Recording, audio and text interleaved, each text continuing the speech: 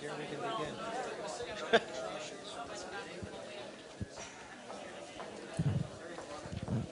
Hi, how are you? Hi, Rhonda. Gonna sit up here? Yeah. Good. Just gonna ask you. Yeah. Yeah. Yeah. All right. Okay. Okay, good evening, everyone. I want to thank you all for coming. It's a kind of a difficult subject, isn't it? We're unhappy with some of the young people in our community. We want to take them out behind the shed and give them a good whacking, but that'll just put you in jail, so that won't work. I want to thank everyone for coming. I would like to put a few ground rules out there. I don't want this to turn into a complaining session. We won't get very far if we're just going to line up at the microphone and say, well, I saw Johnny Smith's little boy out in the backyard and he shouldn't have been there, and I'm really mad about that. That won't get us very far at all. If you're here to talk about solutions, then we can be here for as long as you want. Solutions really is what it's all about. That's what we have to have at the end of the day is a direction, a purpose. A community that sticks together, works together, and I think that's the one thing that we can all agree on, is that this is a great community and one that we all love very much and that we want to see prosper. We don't like to see the things that are going on. We don't like to hear about people's vehicles being broken into. So let's try and keep it positive. Let's find out what we can do. I think the first thing we should do is maybe just introduce ourselves, and we'll start down at the end there with Brian. There's a microphone here. You guys can move down there so that... Brian Rock. Hello? Hello? There we go. Oh, here we go. Brian Rock, Councillor for the Town of the Paw. Margaret Commodore, Councillor of the Paw. Alan Gibb, Councillor, Town of the Paw. Staff Sergeant Jeremy Allard, Paw RCMP. Evening, everyone. Sergeant Lance Golda. I'm the Operations NCO for the Paw RCMP Detachment. My name is Jim Scott. I'm the Mayor of the Paw. Chad Zielinski, Councillor for Town of the Paw, and also a COPP member. Amanda Laughlin, MLA for the Paw. So there's a couple of things that I want to deal with right off the top, and then we'll let the microphone go to work. Number one is that I've heard from a lot of people that, why don't you just enforce your curfew bylaw? If they're on the street, take them home, or do what you want. You need to know that the curfew bylaw is no longer worth the paper it's printed on. It was challenged in the courts by the City of Thompson, and it was thrown out. Because you can't tell someone where they can go and what they can do at what time they can do it. It's against the Charter of Rights, and you're a human being, and so you cannot enforce that type of bylaw. Communities are working on writing a new one, but as it sits right now, please don't depend on a curfew bylaw to be enforced because it's unenforceable. I want you to know that protective services, policing costs, are the second highest thing you pay for as a ratepayer. Public schools number one, policing number two. And it's closing in on $3 million a year. So these are busy people, and we're going to hear how busy they are shortly. I want you to think about, I know some of you might be embarrassed, you don't want to admit it, and you don't have to, but Facebook is not the first place to go to report a crime. You need to call the police. If you're just going to go online and say, boy, I didn't like to see those 6 people standing there, you need to phone the police. Okay? And there's lots of numbers for you to call. I always suggest 911 is the easiest one. They probably would argue that point, but 911 is the easiest one. Everybody knows the number. Everybody should phone the police. We're going to find out tonight that the caseload per member at this detachment is one of the highest in the country. They're really, really busy people, and they're going to be able to tell us how busy they are. There were all of the Child and Family Services organizations in our region, 4 of them, were invited to be here. Initially, they were all going to be here. but I'm not really sure who was able to come and who isn't, so I don't want to point them out. But we need to talk a little bit about those costs, those provincial costs that are real, and what we can do about that. Obviously, we're going to try and hit our MLA up for some money, so the rules are no complaining. Let's see what we can do about solutions. And I think the first place we should start hearing right now is from the RCMP about just generally what the heck is going on in our community. Thank you, Mr. Mayor. As I said in introductions, my name is Staff Sergeant Jeremy Allard. I've been here since January this year, and I have to say it's encouraging to see all of you attend tonight with keeping in mind the public safety and working with us to come up with alternative solutions to deal with these crimes. Like the Mayor said, I'm just going to give a brief stats on how busy we are here in the PAW. He's right in saying we're one of the busiest detachments. A lot of times we're compared to places like Thompson, and I recently got some stats from January to March, the first 3 months of this year. We're carrying approximately 157 calls per officer over the first 3 months of the calendar year. Comparing that to Thompson City, they carry 88, so we're almost double in this town. And then the next 3 months, April, May, June, we're carrying an average of 162 files per officer, calls for service per officer, when the City of Thompson has 103 calls per officer. So just to give you an idea, the first 3 months of the year we had 3,398 calls for service, and April, May, June we had 4,554 calls for service. So that works out to about 50 calls a day for your local police detachment. When it comes to prisoners, that's another stat I wanted to report because I think it's very important. In the first 3 months of the calendar year, we had 754 prisoners lodged, and the City of Thompson had 710. So we have more prisoners than them. And then April, May, June, we had 979, where the City of Thompson had 817. So quite a difference there. Often we're compared to Thompson because we have a lot of the same issues. As of yesterday, or actually correct, as of August 15th, we had 2,835 open tasks, which means our officers are working. That's also including the admin task for the support staff. So those are all tasks that need to be completed by either our officers or support staff people. I also gathered some stats over the last year. I wanted to be as close to today as possible, so I went to the end of July.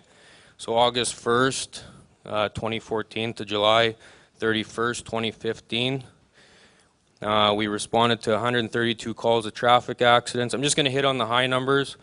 There's a lot more in here, but 132 calls of traffic accidents, 793 calls of traffic offenses, 166 calls of impaired operation motor vehicle, 119 Child Welfare Act calls, 22 sudden deaths, 719 Intoxicated Person Detention Act, 282 mental health calls, 237 false 911 calls, 99 breach of recognizance, 81 failed to comply undertaking, 2,244 disturbing the peace or cause disturbance, 169 failed to comply with probation, 20 calls, it's a lower number, but I think it's an important one, possession of weapon for dangerous purpose. We had 2,400 prisoners in that year, 41 drug trafficking charges or complaints, 1 investigation of production of drugs, 43 investigations regarding possession of drugs, 35 sexual offenses reported, 130 investigations, which include robbery, extortion, harassment, and threats, so that's crimes against persons. 2 second-degree murder investigations, 8 forcible confinement, 4 aggravated assault, 78 assault with a weapon, 218 assaults. And I wanted to mention this one because it's kind of related to what we're here for today, and the mayor touched on it as well. Big concern is people going through vehicles right now, and it was last summer, and it seems to be growing again this summer. But in the last year, we had 21 calls of theft from vehicles, so I'm sure that happens over a weekend, but we've only had that reported over a year, that number. So it's important that you guys report that so that we can identify it as a trend and work on it. A total of 249 theft under investigations, 44 theft over when I say under and over, that's 5,000 is the threshold, $5,000.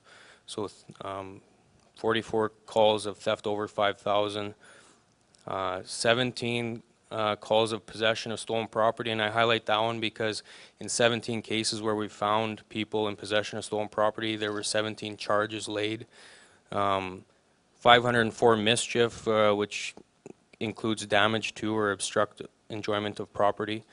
41 fraud investigations, 68 break and enters, 8 arsons, 751 index checks, which is your criminal record checks, 201 fingerprints taken for general public. These are more administrative, but still.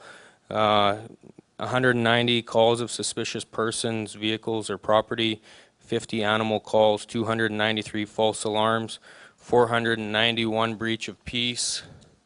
And this is my last page, so bear with me. 168 assistance to general public. That's calls we get that really have no definition other than people needing police help. So 260 persons reported missing and 43 requests to locate individuals, which is overdue travelers and that kind of thing, and 22 peace bonds, for a total of 12,260 calls in the last year from August 1st to July 31st. So we are very busy, and I know the perception is sometimes there's a lot of cars parked in the parking lot, and we might not be out patrolling and looking for these people wearing dark clothing walking down the back alley, but with each call for service comes a lot of time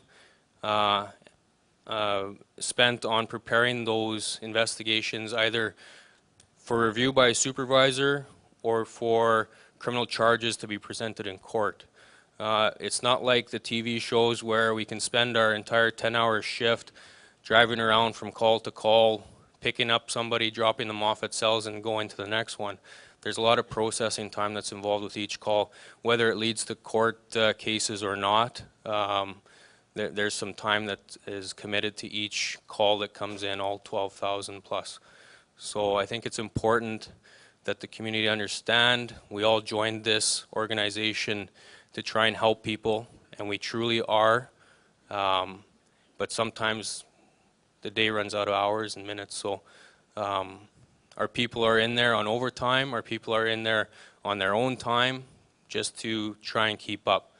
So if there's ever any concerns with the way this detachment is running or responding to calls for service, please feel free to come see me anytime. I always make time for someone who has a concern with the detachment, so you know where it is, come see me. Thanks, Mr. Mayor.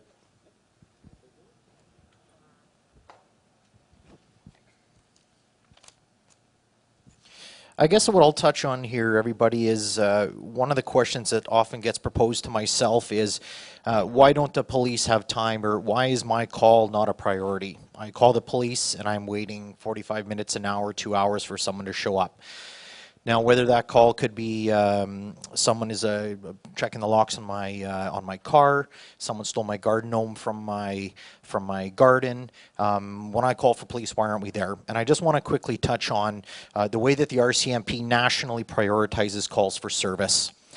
Our calls are prioritized into 4 different groups, 4 levels, if you will. The first, of course, is priority 1.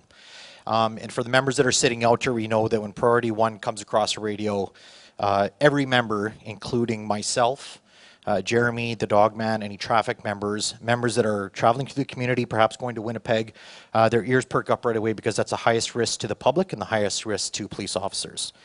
So Priority 1 is always urgent and it's dispatched immediately. Usually those calls are in progress and there is a high rate or a high possibility of loss of life or serious injury. Any weapons calls are automatic Priority 1. And some of these calls, anything from a domestic assault, which the risk is extremely high and dangerous, to an impaired driver traveling down the road, swerving from side to side. So that's our highest priority, and they take the #1 response. Second of all is a second priority. Okay, so that's urgent, and it's dispatched as soon as possible. Not necessarily a loss of life, not necessarily a serious injury, but something like a motor vehicle collision, a fight that's going on, but there's no weapons involved. So those are the type of calls that we'll respond to right away. But again, doesn't necessarily warrant every single member dropping what they're doing and attending. The third type of priority that we have is dispatch as reasonably as possible. So those are the type of calls where we have the noise complaints, the shoplifters, the kids checking cars, the loitering going on, that type of thing. So there's no requirement for immediate police attendance, but we'll get there as soon as we can to address that concern. Okay, and of course the last one, which would be the lowest priority, these are the calls, the lost wallet. The information files, hey, I'm going out of town, I want someone to come swing by my house when I'm gone to take a look on it. So not necessarily police are required to attend. There's usually very minimal if no follow-up is needed. So that's, again, when I say that some of the questions that I get asked is, why aren't the police coming to my house immediately? Depending what it is told to our dispatchers in Winnipeg, the whole province is dispatched out in Winnipeg, everyone. So no longer the local detachments taking calls. Everything is going into Winnipeg, and they're prioritizing it based on this national, I guess, the way that they account for their calls. So, Mr. Mayor? Okay, so there's a couple of situations that I want to bring forward. Our RCMP officers have to spend a lot of their time looking after provincial legislation. So if someone has been deemed necessary to remove from their home and placed in the protection of Child and Family Services, for example, if they need to, if there's an adult involved where something has been alleged and an assessment has to take place in Winnipeg, then that person needs to have an RCMP escort. It's the law. And so a lot of the money, a lot of the time that the RCMP are spending doing things are not, they're not being able to, in my opinion anyway, are not being able to look after the things going on in our community because they're really busy with other provincially legislated items. That's one of them. Another one might be if an RCMP needs to go and testify in court. And so he's not on the street, he's in the courthouse. And so chances are he's had to move his schedule around. Chances are he's not, or she is not making, just the hourly rate. They're going to get paid more because they have to be there. And oftentimes, well, we're going to remand that, and so now they don't need to testify on that day, and that day's then wasted. So lots and lots and lots of money is being spent where again, my opinion, is not the most wise area, and I'd like to find out what we can do about that. I'm wondering if you could also touch on the Young Offenders Act, because my point in all this, and I won't get into who and names, but a lot of us saw online a picture of a 16-year-old girl with a 12-year-old girl caught with their hand in the cookie jar, if you will, 2 o'clock in the morning in someone's backyard. Now, these aren't lost souls and bored. These people are organized, okay? The 16-year-old knows to send the 12-year-old to get the goods because the 12-year-old can carry the goods and not have to worry about the court system. And they're going to turn whatever they can steal, they're going to turn it into cash or drugs or alcohol or tobacco or something just as fast as they possibly can. So don't feel sorry for them. Oh, poor things. Sure hope they get better one of these years. And don't phone police. Phone police. So if you could touch a little bit on how I don't know, it's up to you to say, but for me, I think we're held back a lot. Certainly. Just for those that don't know, the Youth Criminal Justice Act is the legislation now that applies to anyone from 12 years old up to basically 18 years old. So anyone under 12 has no criminal responsibility in the court system. So that's a big hindrance, I guess, if you will. The Youth Criminal Justice Act was brought into effect to basically look at alternate sanctions to keeping the youth out of the criminal process. So what I did is I printed off a little summary off the internet here, and I just want to go over some of the things that we as police officers have to consider before we even think about laying a charge against a youth person. So these are not options. We can't just go straight to a charge, but these are things that we have to consider in our mind, and it makes it difficult because it ties our hands as well.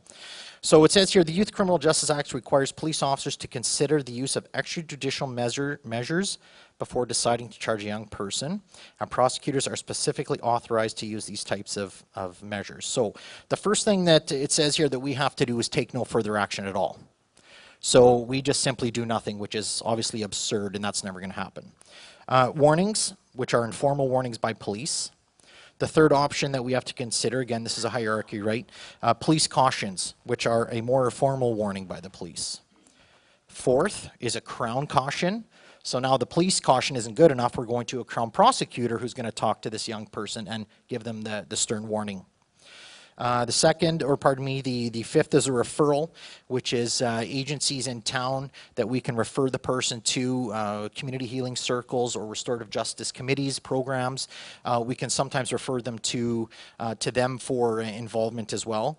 And then extrajudicial sanctions, which is basically the young person admits where their fault and they agree to go into the community healing circles, etc., in order to I guess, pay back to the community service, make amends for what they've done. Aside from that, we have to exhaust all those issues first before we can send someone to court and have them basically held accountable in the eyes of society and in the courts. The kicker with that whole scenario is that the judge also looks at what happens in this act as well and will apply the same rules. So if they show up in court, it doesn't necessarily mean that they're going to be walking out the door with a criminal conviction. The judge may say, man, this is the third time you've been here, maybe there's some life issues, we're going to give you another chance. So we have all these things to look at under the Youth Criminal Justice Act. These are things we can't ignore. Our policy says the same. We have to exhaust these first, and then at the end result, we end up charging someone, we send them to court. The courts then look at it, and they have also this little piece of legislation to look at as well. So those are some of the things that we have to deal with when we deal with youth people. Okay. So the first thing I think of when I hear that is that you don't have to be accountable anymore.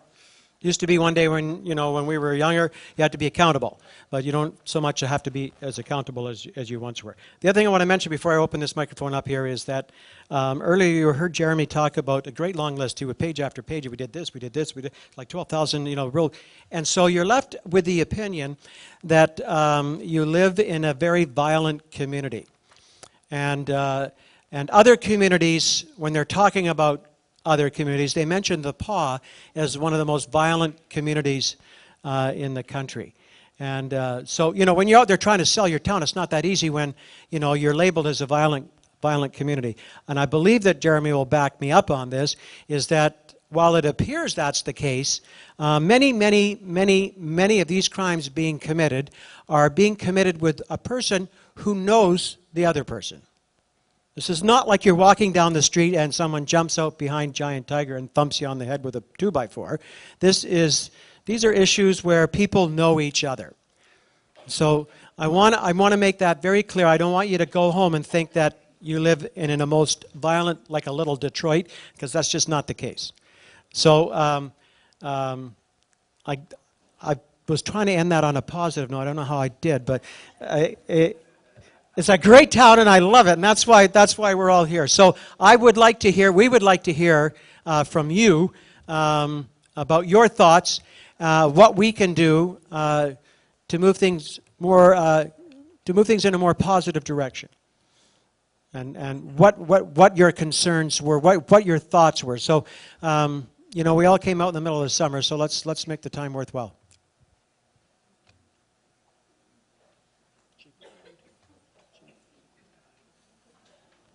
Jim Lamontagne, COPP. This is for Jeremy Allard. You gave us lots of numbers there, minor to small, minor to large. What does the RCMP see as the most important in their numbers?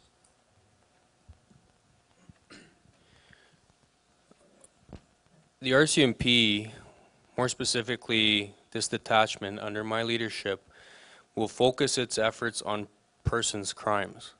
We want to protect people first. We also want to help people deal with their property crimes, but it would be foolish of me to ask my members to drop person's crime where there's a person that's a victim of a violent or non-violent crime against the person, and respond to a suspicious person checking car doors. If that answers your question, I don't know. I don't expect my officers to focus in all their efforts entirely on property crime when there's people getting hurt physically. So crimes against persons where there's violence involved and injuries involved, that is the priority. That's where we'll focus our investigations, and we'll work on the property crimes whenever we can get to them. Because I think there's more harm done to people physically than something that can be replaced. But having said that, property crime is just as, you know, important as far as putting together a proper investigation, including gathering all the evidence, the witness statements, the video, if any, the you know, neighborhood inquiries, that kind of thing. But crimes against persons are the priority.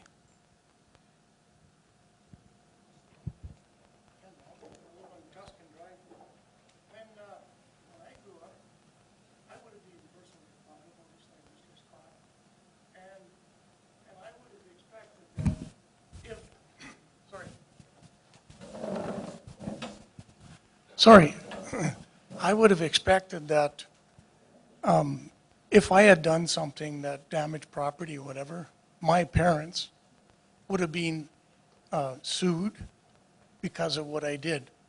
I don't know what has happened in the last couple of decades because I never hear about that. You know, you have a child that, and I know Child and Family is stuck with a lot of kids that don't really have good parents anymore, but what happened to parental responsibility in this area? If you can make some comments.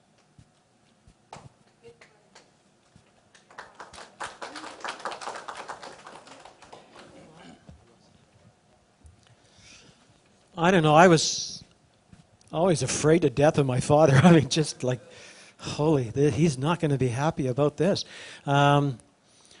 I don't know. You know what? I got last fall.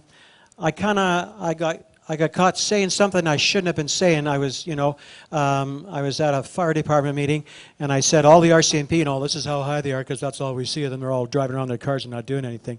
Well, there's one in the room. I didn't know he was a volunteer firefighter, but he was, so I got caught. So I got to come clean, and I had to do a ride-along. And this was 1 week after Mary Duncan's school burned down. And one of the things that I had to do that night with the guy that I was assigned to was we had to go around to all 4 of those houses and make sure those kids, they had to be home, imagine, by 11 o'clock. After you burned a school down, but you can stay out till 11 o'clock. Be that as it may. One of the 4 knew exactly where that kid was. It was right beside them, knew exactly where they were.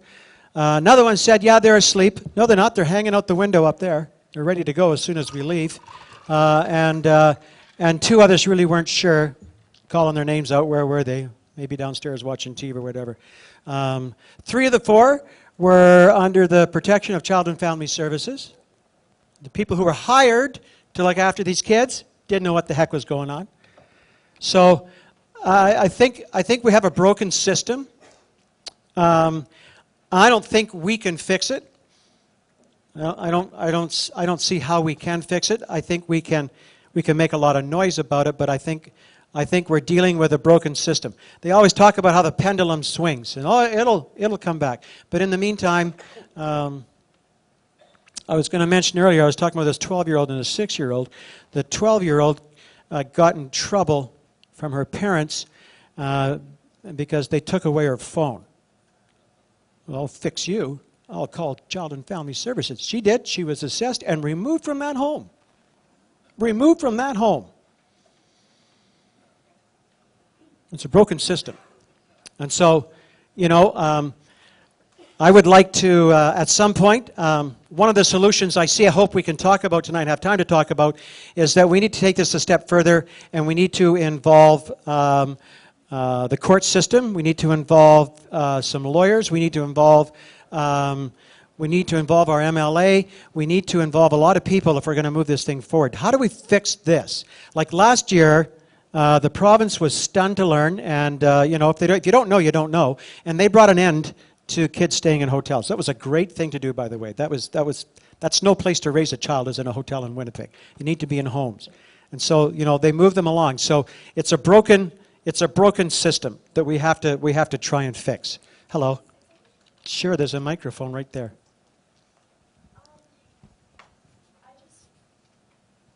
I wanted to say something about the whole parents being held responsible. Unfortunately, my generation now, we have been given too much power where we can make our own decisions now. I don't think parents should be held responsible because 2 kids can be raised under this same roof and one kid be a perfect little angel, straight A's, and the other kid, go totally downhill.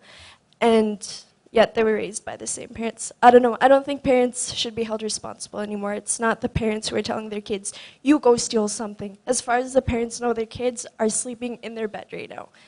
And parents, sorry, I'm kind of nervous. I don't know. I think that my family's a perfect example. I think I'm a good kid. But unfortunately, my sister, she made her own decisions, and my mom didn't know what she was up to. As far as she knew, like I said, my sister was sleeping in her bed. As far as I knew, my sister was sleeping in my bed. We had trust in her.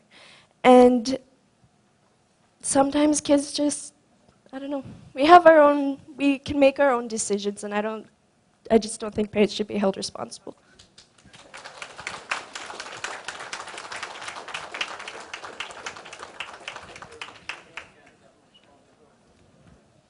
Len.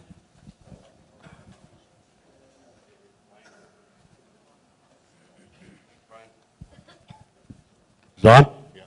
Len Podbisky, you were saying you have to get the courts involved and a bunch of others. I think who you have to get involved, we just heard from. I don't see any youth here, very few youth. In the mid-90s, there was a meeting held by the RCMP strictly for the youth, and they showed up in a good amount, and a lot of things came out of that. One of the things was Club 53. Unfortunately, that dream died, but it made a difference in this town. So if you're going to have another meeting, I would invite the youth of this community, and you'll get a lot of answers and perhaps a little bit of direction as well, too. I do agree that you need to get everybody else involved as well, too, but don't forget who you're talking about. It's about the youth in this town, and everybody here is responsible for them. You know, it takes a village to raise a child. We're the village. Let's go from there. Thank you, Len. Jerry, Lydia, I think you wanted to...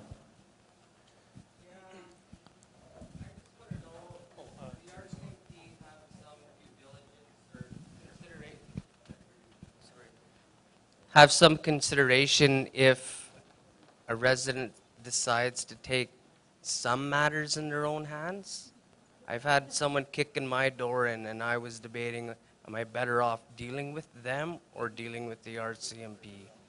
Because I would have dealt with them and it wouldn't have been pretty. I somehow knew that question was going to come up tonight. So I did actually research a little bit. I'm not going to dwell on that topic too much, but I will make a couple comments on it. Everyone is familiar with the Criminal Code of Canada. It's the big Bible that all the police use. It's about this thick, and it lays out what we can and can't do, how much force we can use, etc. There's a section in there, Section 494 of the Criminal Code, that gives authority for civilians to take action to place basically a citizen's arrest like they have in the U.S., right? Section 25 of that Criminal Code explains how much force you can use to effect that arrest. I don't want anyone leaving here tonight, and I'm going to end it right there, saying that Lance Golda from the police said I could go out and the criminal code's going to protect me to take things into my own hands. What I would recommend is, if anyone's thinking this, that you contact legal counsel, you get your own lawyer, and you let them explain it to you what the legalities are. Because if you get into, someone comes up to your door and you go out there and you get into a fight and you break your arm, or that person is coming up to you because someone is chasing them, they're coming for help, and you misinterpret what's going on and you break their arm, well, now we're looking at civil liability and criminal liability. So the criminal code is on the internet, everybody. Have a look, have a read. But my suggestion would be, if that's in the back of your mind, contact legal counsel and get some legal advice. I'm not prepared to tell everybody here tonight that you bet, go for it, you're covered, because that's 100% not what I'm saying. Does that kind of clarify? Clarifies it, just trying to reduce your calls. I understand your frustration, and I've had that question asked to me before, so that's my advice for you, sir. Thank you, Jerry. I saw someone get up earlier. Wesley. Hi, Wes Carnegie, local taxpayer. One concern I have, and I know some people might have seen my question brought up on the PAW community, is the PAW detachment attending OCN calls.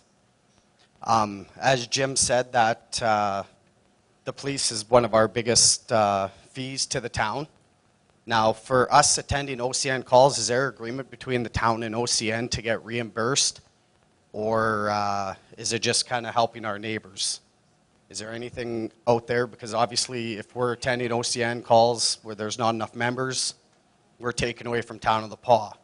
And then we're also paying out of our money to help OCN. You can dwell on that a bit if you can.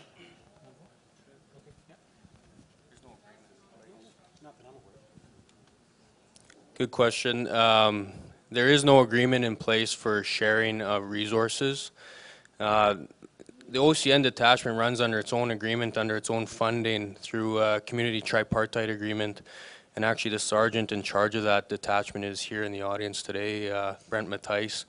And there is some sharing of resources in emergency situations. We're not going to ask members to respond alone to a serious situation when we have members available across the river. And the same thing happens this way, though. I think that's important to mention. You know, there is some sharing of resources, but it's not to the extent where it's going to make a difference in the cost. Okay, thank you.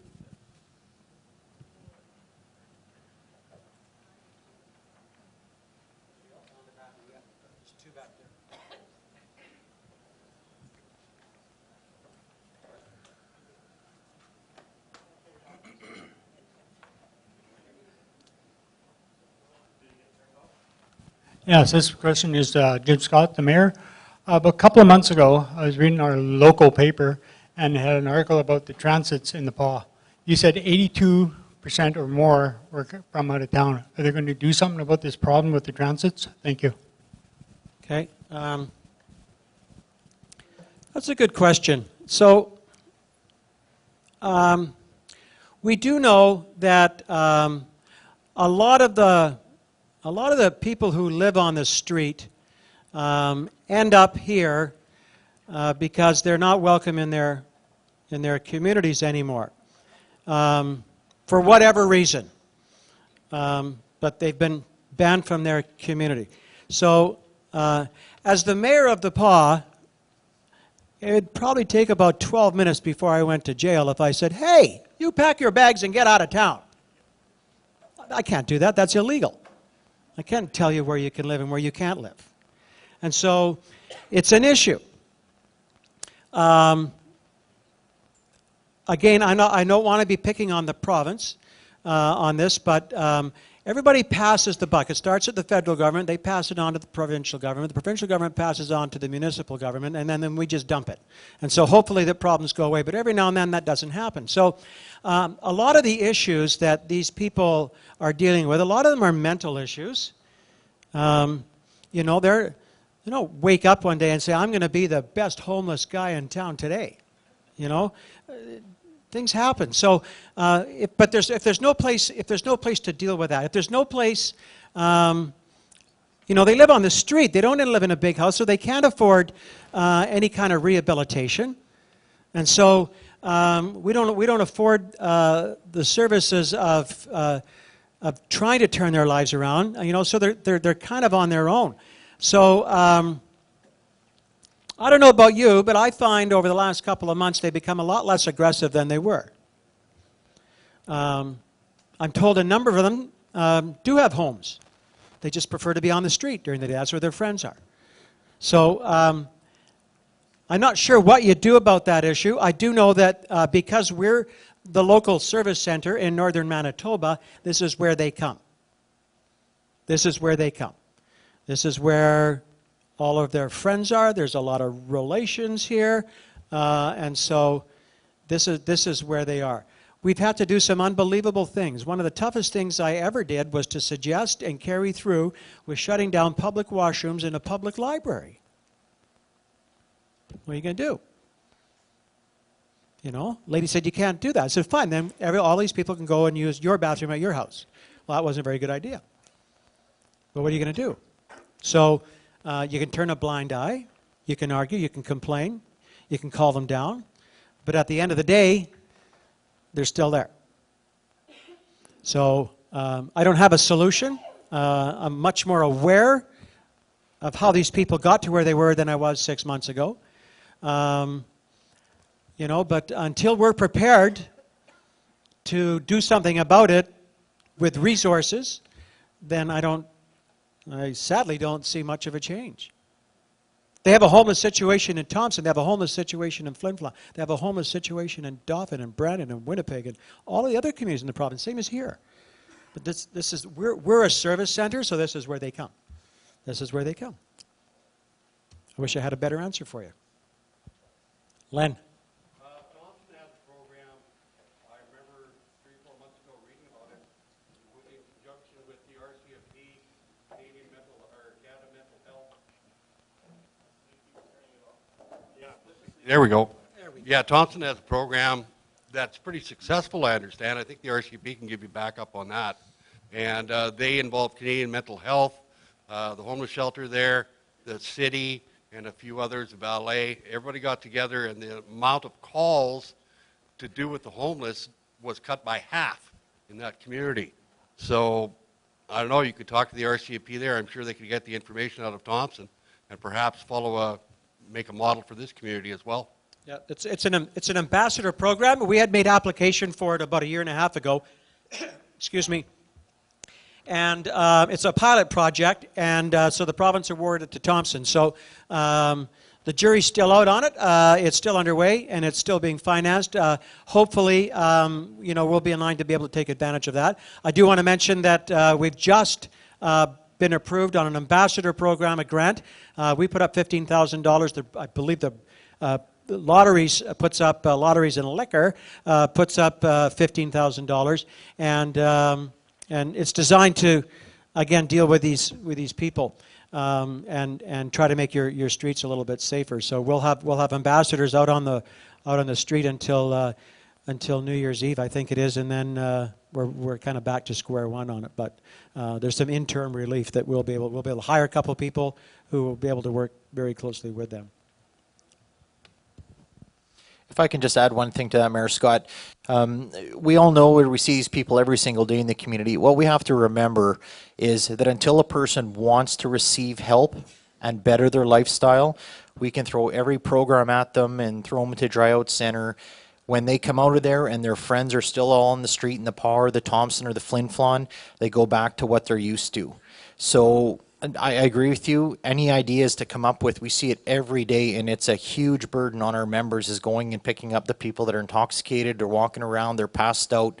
But until they want change and want to better their life, it's a steep hill to go up, folks. It really is. That's a good point. I've quit smoking now 22 times. I haven't had a cigarette in over 3 years, but so the last time seemed to work better than the other times, but other times after I quit, I went and had a cigarette. So, you know, same sort of thing. Until you're ready in your head, you won't be ready. So let's just open the floor up again. And then I want to talk about some solutions. Like, am I crazy, or do we not have a neighborhoods watch program in our community? We need to talk about that tonight.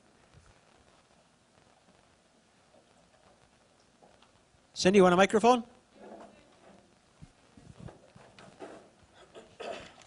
Hi there. I'm Cindy. We live in Timberland, white as can be. 35 years my parents have been living there. We're the victim of not only car damage, broken windows, slashed tires. Our recent escapade was our family dog, taken 15 minutes out of town, brutally shot to death. On a Tuesday, coming home from holidays, I have a 9-year-old little boy who lost his best friend. On the next Tuesday, we had, well, not only that, brutally shot and killed, we had 11 puppies to feed. What happens then? Well, fostered them out. Most of them went to really good homes. The other ones, the fosters, thankfully took them and kept them. We kept 2 of the puppies. The following Tuesday, after his mom was killed, he was slit from neck to ass, left on our property in our driveway.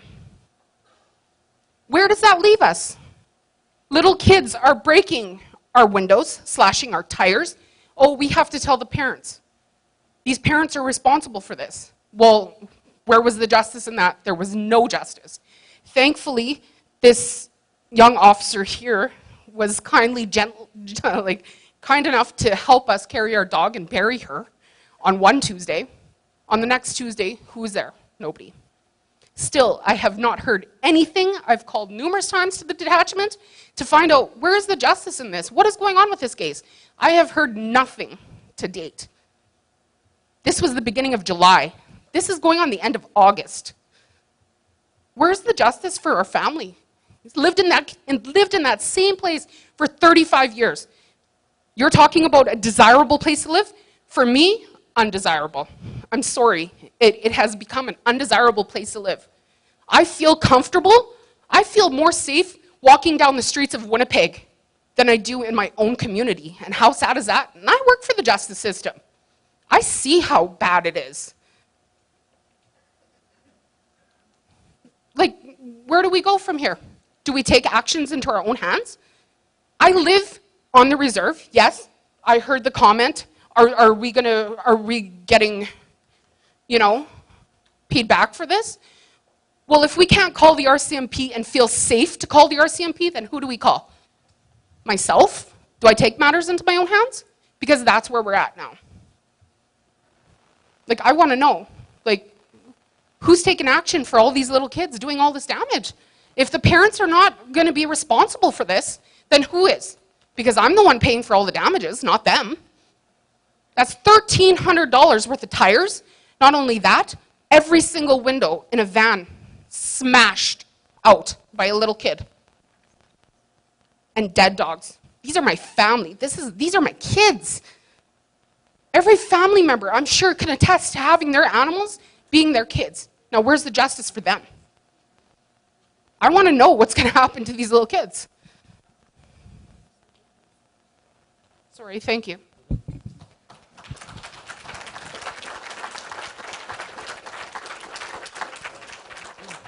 I wish, I wish I had the answers for you.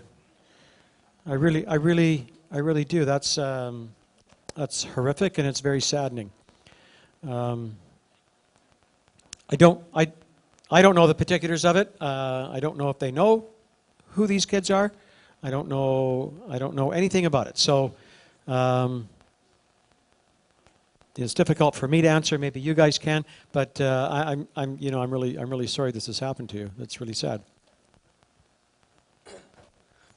I'd like to echo his comments. I'm sorry that's happened to you as well. I'm not familiar with the investigation myself, but as I said earlier, if there's ever any concern with any investigations that are ongoing in my detachment, please don't hesitate to come in and see me. There's no reason that the investigator that's handling that case shouldn't be able to keep you updated on a more regular basis. If it's been 2 months without any contact, that's not appropriate.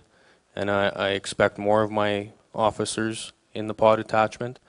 And like I said, I don't know the case that you're referring to. I don't see them all, but come see me anytime, and I'll give you the update myself how things are proceeding.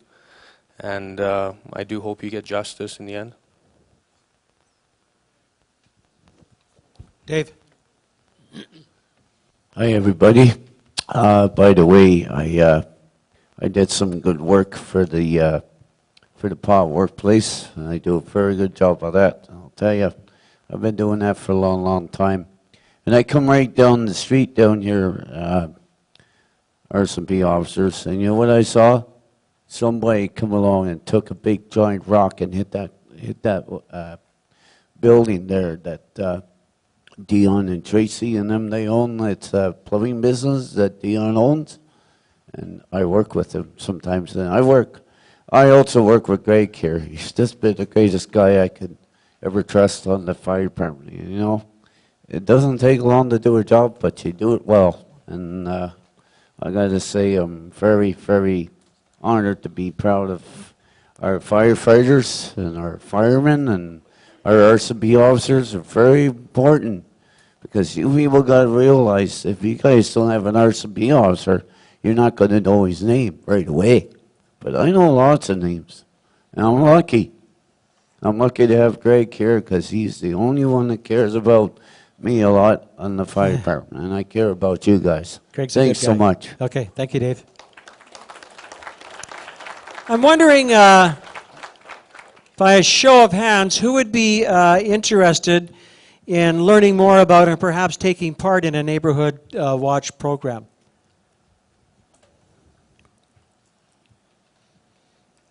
Because I think that's really good to see. That's really good to see. Because I think that, well, yeah, okay, let's go. Peter. Mr. Scott, instead of having 1 or 2 programs, we with COP have a member of about 23, and we can use the people with us. Great. Works for me fine. We should run it through through you guys, the COPP. Why don't you take a moment here and let people know, because the only time they ever see you is you got a safety vest on and you're making everyone else all slow down on Gordon Avenue. And Well, a good one to talk to is Elsie. She is more familiar with it, as she was on board.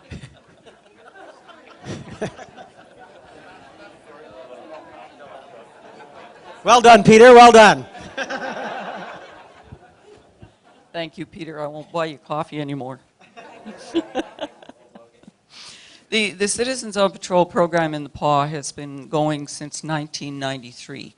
We currently have 20 members, and we would very much welcome new members, because half of our members are over 60, and we're getting quite old and we can't get out and patrol as much as we can.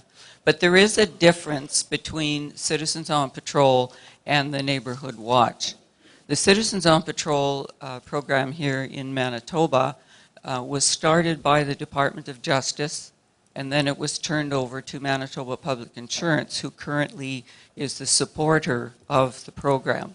They provide a coordinator and they provide minimal equipment, and they are the ones who lent us the Speedwatch equipment. And people that want to join us have to have a criminal record check and a vulnerable sector verification check. And there are rules and regulations. We are out on patrol, and actually last year our members did over 3,000 hours of community patrolling. This year, from January to July, the end of July, they did 1,955 hours of patrol and in total 2,184 hours of volunteer work, which includes the patrol hours. And that's what I'm saying, there's only 20 of us, and not all of us can get out and patrol a lot. The programs are a little different in communities. Some communities have scheduled patrols, which apparently was the way our group started here in the PAW. The staff sergeant at that time was Staff Sergeant Dave Mancini, and he got the program started. And they had the town divided into zones, and they had the members patrolling their own zone areas. But it was happening where people couldn't meet their schedules and all these things that interfere, so they decided to just go with voluntary patrols, and that's the way we have remained. And there are certain rules and regulations. The members of Citizens on Patrol do not approach if they see crime happening. We are there to observe and report to law enforcement. We work very closely with law enforcement. And I have to say that knowing there are 60 some other groups in the province, that here in the PAW, we have the best relationship with our law enforcement. We can go into the RCMP office at any time and talk to the members, and we get support from them. We have our meetings there. Of course, I take them in cookies and cake once in a while. I know I haven't done it for a while. Summer's here, I haven't been baking as much. But they certainly deserve it.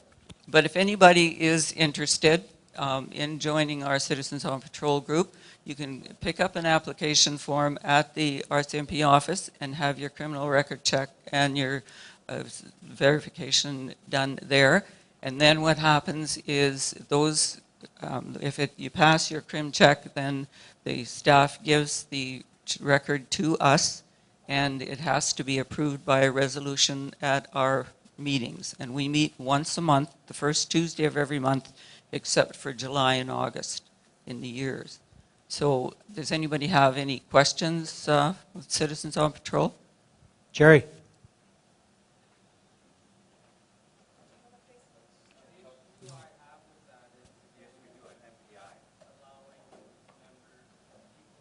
Hang on, we'll get you a microphone.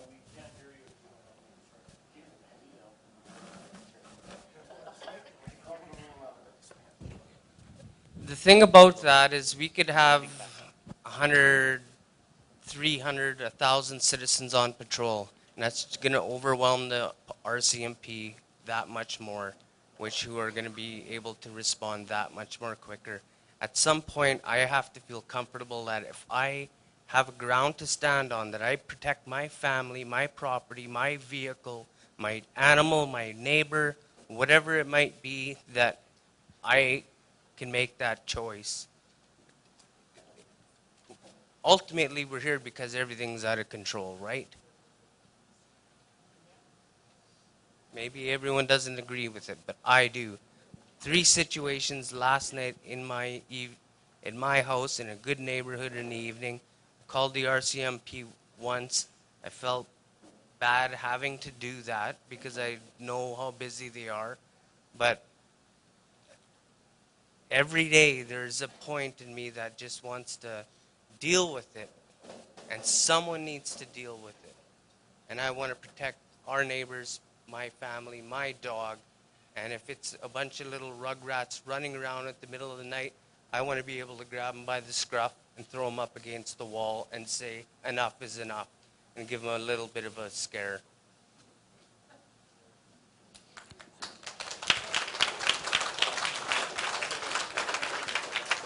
Jerry, are you saying that you feel the Citizens on Patrol members should be doing something like that?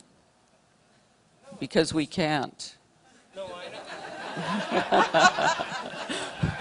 we have to obey the rules and the guidelines of the program. Sorry. What's that? If I can make one comment on that, ladies and gentlemen. First of all, I don't want anyone to ever think that they can't call the RCMP, that we're too busy. Always call us, no matter what it is. Like I said, all our calls are priority based. We will get to you when we absolutely can. We will give you a phone call. I would caution everybody, though, that when most of the time in the PAW, when our officers are responding to complaints, there's 2 members at a time. The community, there's violence, there's alcohol, there's drug use here, and I personally would not go after anyone, even being a trained police officer, if they approach on my property, because you don't know what these kids have nowadays. We get calls about kids getting or people getting bear maced, walking into a bar and spraying. You don't know if they have a knife in your pocket, and really when we think of everything, I agree with you, protect your family. But also think back, you're protecting a window in your car that you could possibly cause great harm to yourself, or a broken fence or a stolen bike or something like that. Get details, and this is, I think, what Mayor Scott's going to talk about here is solutions and prevention and that type of thing. Get details, get descriptions, start writing down stuff that you can see, because when that police officer phones, it's going to say, what direction did they go? Who is in your yard doing stuff? Was it the guy in the gray hoodie with the Chicago Cubs hat with the red emblem? That's the kind of things that we need. Not, well, there was 4 of them and I think they had, dark clothing and I'm not sure where they went. Because quite honestly, we can drive around the block and our hands are tied. Unless we have specifics to arrest or effect that an offense has been done.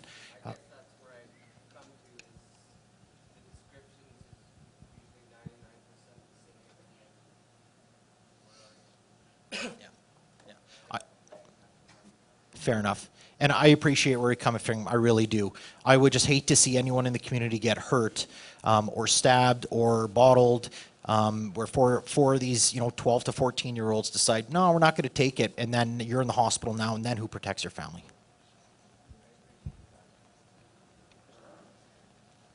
Part of, I think, what a lot of this is frustration. Like, our cars were not broken into because we forgot to lock them. But they went in, they were on camera. We brought the video, the neighbor took the video because it was his surveillance. We know the kid. I still have the video. I watched him graduate this year. I didn't clap for him, but I watched him graduate high school this year. Nothing happened to him because we were told the money couldn't be identified that he took from the vehicles. The cigarettes that he took were already gone. But there was a video of him doing it. He was 17. He did it twice. There were 2 videos. And we were told, sorry, there's nothing we can do. And so that leaves my husband at 4 o'clock in the morning sitting up.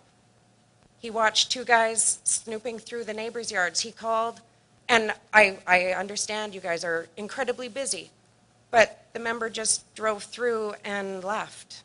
And he had just been in 2 neighbors' yards. And we're left, we live on the south end of town. We moved over there thinking, yay. But no, they just use community paths and then get away with it anyway. And we just want to know, what can we do about it? What can we do when I'm an idiot who forgets to lock her car at night? But it should be safe in my driveway. How come he didn't get in trouble for going into everyone on our street's cars? How come they can just get away with it and he was 17? That's all.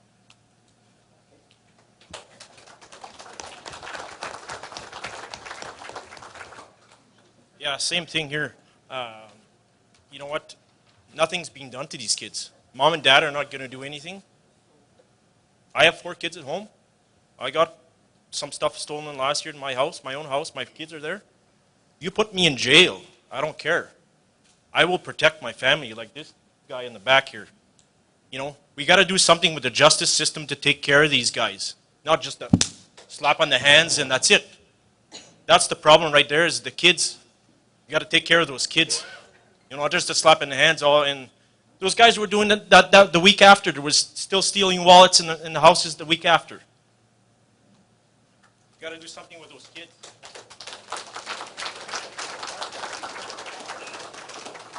Hi, I'm Mark Andrews from CJR Radio. A couple of things I want to quickly address. First of all, when we first heard the statistics from our staff sergeant of the RCMP, one of the first statistics we heard was in regards to